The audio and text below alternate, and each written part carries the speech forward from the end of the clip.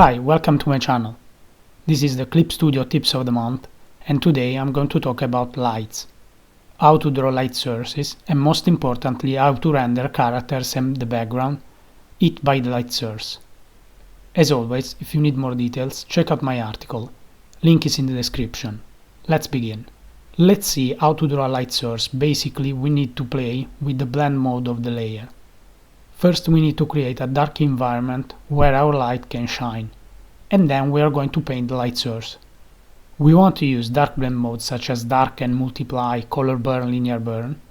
You can also use the normal blend mode and paint with darker color values, and to draw our lights we are going to use light and blend modes such as lighten, screen, color dodge, glow dodge, add and add glow.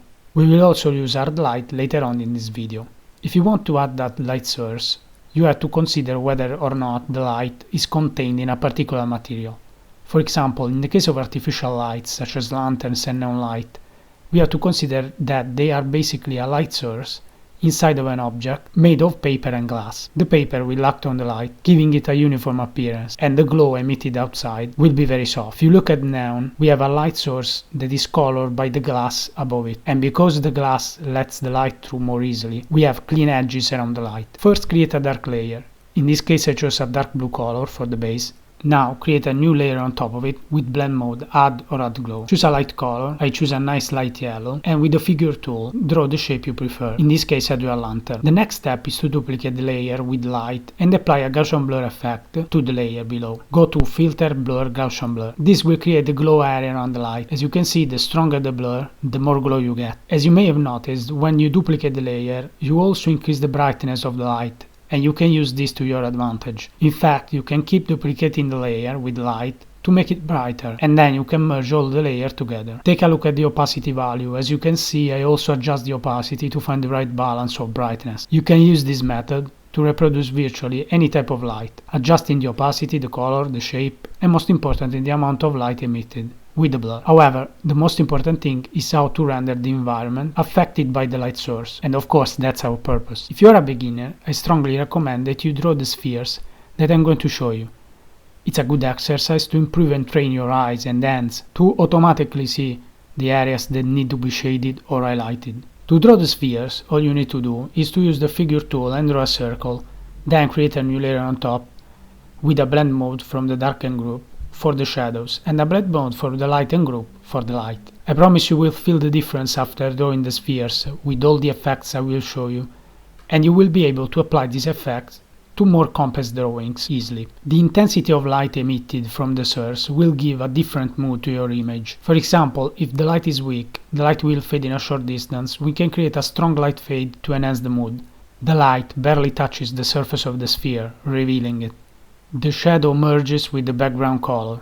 Edge light is a fantastic way of highlighting your character silhouette without having to draw the line art. In fact, when light is coming from behind an object, you will see a thin rim of light around the edges. Reflected light occurs when our object is close to another surface.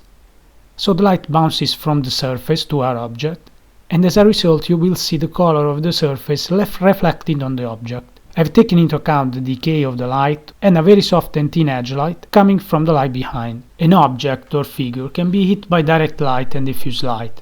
The hard light is formed by the aligned rays of light and creates shadows with sharp edges. Diffuse light, on the other hand, creates shadows with soft edges. When two surfaces are very close or touching, they create an area which light cannot reach. These areas will be dark due to the occlusion effect. These areas are very important in drawing. They are constantly used by professionals. We have seen different types of shadows, but what happens if we have more light sources? Yes, you will have another shadow created from a different angle. And the first shadow with the second shadow will create an intersection that will be darker. Now, let's put all the principles we have seen into practice. Once you have your image color, you are ready to apply the ambient light. Since ambient light is basically light that comes from everywhere, you just need to choose a color that is generally the same color as the sky. Create a new layer, set it to multiply, and use the fill tool. In this case, I choose a dark blue color and set the opacity around 80%. Now you are ready to draw the parts. It's by the direct light. As this type of light comes from an angle, you can use the same technique you learned when drawing the spheres. Think of your drawing as made up of parts that resemble simple surfaces. Create a new layer on top, this time with hard light blend mode, and paint your light, following the simple shapes, keeping in mind the volume of each shape. Don't be afraid to make mistakes. Keep tweaking and adjusting. Use a reference if you feel lost. It's always good to look at a real-world reference. In this image, I also varied between soft edges and hard edges on the shadow, to give the feeling that something is in front of our character. Choose a warmer color such as orange. On the hard light layer, select Lock Transparent Pixels and use the transparent watercolor brush to draw a very smooth edge to create a warm and smooth transition between light and shadow. We gave life to this work, but we can go even further, adding a second light. Repeat the same steps from the beginning, but this time change the direction and lower the opacity because it's a secondary light. I suggest hiding the layer we painted before, not to be confused while painting the second light. Have fun mixing a warm light with a cool light. So we have our character on a dark background. Create a new layer on top with multiply blend mode and fill the layer with a dark color. This time, instead of drawing the light in another layer, we are going to use the eraser tool. Following the edge of your character, erase a thin part around the edges and alternate with soft edges and sharper one.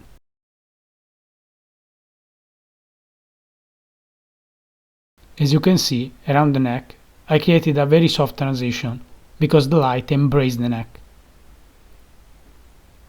You can often see the bokeh effect in photographs, which adds a nice touch to the scene. I'll show you how to recreate this effect. The effect is to have the subject close to the ideal camera in focus and the background very blurred, so that any light in the background will appear as circles. The first step is to prepare the background, with a multiplier area on top filled with a dark color and the opacity around 80%. Now create a new layer, add glow mode, and draw the light sources with a very light yellow. In this case I wanted to create a scene representing a typical Italian festa, with all the lights on the balconies and the illuminated shops by the sea.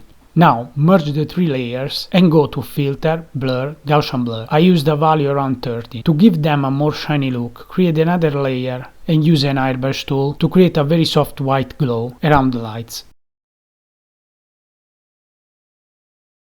Now we are ready to draw the main lights, which are at different distances from the viewer. As this is a bokeh effect, these lights will appear as circles of different sizes. I've created different layers. The layer at the bottom has a higher blur value, and the layer at the top has almost no blur.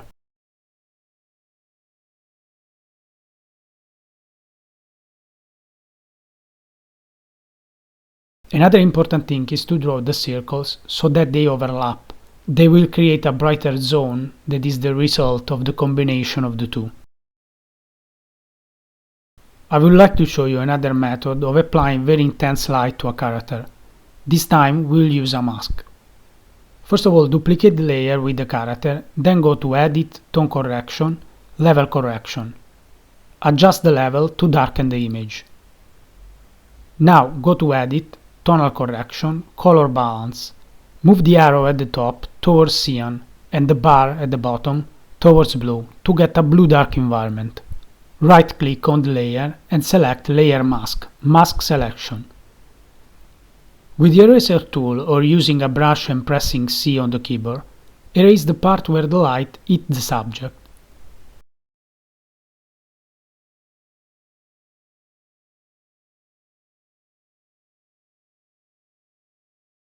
The result is already cool and satisfying. You are revealing part of the drawing of the layer below.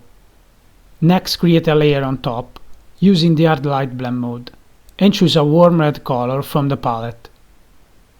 With the airbrush tool, select a very large size and draw a very light shade of red. Create another layer, this time using the overlay blend mode.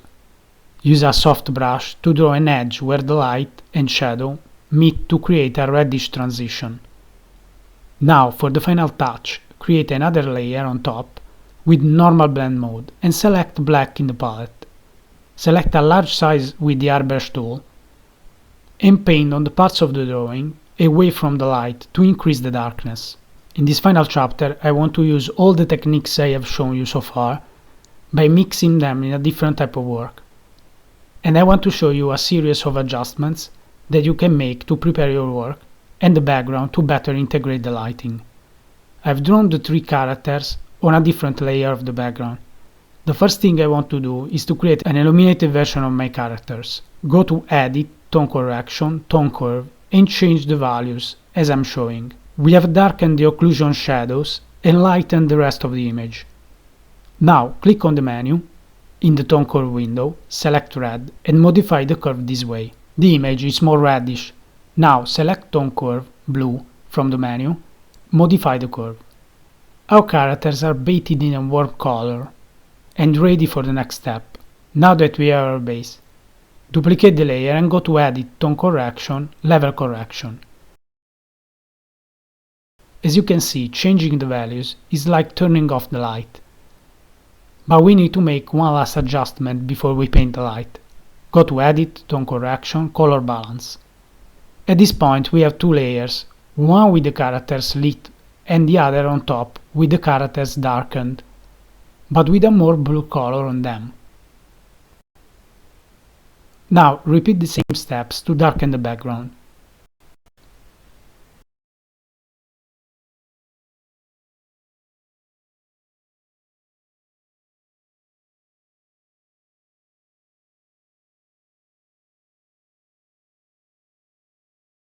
We'll make a mask on the layer. Right-click on the layer and select Layer Mask, Mask Selection. Now we can paint our lights on the characters, and having them on a separate layer is super convenient. This time, instead of creating a simple multiply layer with a dark color, I wanted a more refined result to enhance the clarity of the moonlight. Use the eraser tool to paint all the illuminated parts. Create a new layer with hard light mode on top of the characters layer and clip it to the layer below.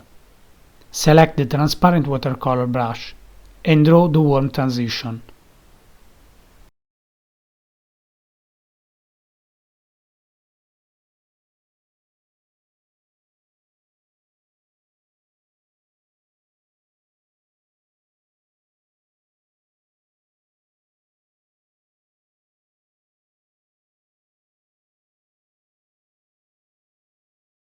Now create another layer of hard light and clip it to the layer below, then use the airbrush tool. This time selecting a warm orange color and paint a soft light on the characters and the background. Create another layer, this time color dodge, clip it to layer below. Use the eyedropper to pick up the color of the moon and paint the back of the characters. Then create two layers with Add Glow Blend mode and use the figure tool to draw the inside of the lantern and the moon. Apply the Gaussian blur effect as I showed you before. Okay, we are ready for the final touches.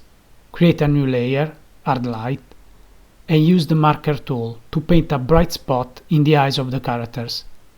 Then create a new layer in normal mode and use the airbrush with black color and paint around the character to enhance the decay of the light. I really enjoy making this Clip Studio Tips contest. Light is basically everything. Not only it creates brightness, but also affects colors, reflection, shadows, and the overall mood of your work. Learning how to paint and render light will bring your works to the next level. I hope that you enjoyed the video.